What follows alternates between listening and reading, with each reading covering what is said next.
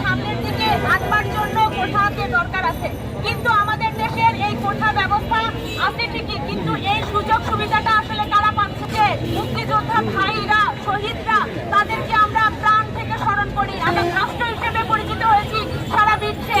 আমরা তাদেরকে দেশে বৈষম্যকে দূর করার জন্য যে তাদের সংগ্রাম ছিল, তাদের যে ত্যাগ ছিল, তাদের যে চেতনা ছিল, আজকে স্বাধীন দেশের ৫৩ বছর পরে এসেও সেই বৈষম্য যখন হচ্ছে, যদি সেই শহীদ ভাইরা আজকে বেঁচে থাকতেন তাহলেও হয়তো তারা এই বৈষম্য চাইতেন না, কারণ তারা এই বৈষম্য দূর করার জন্যই তারা রক্ত দিয়েছিল।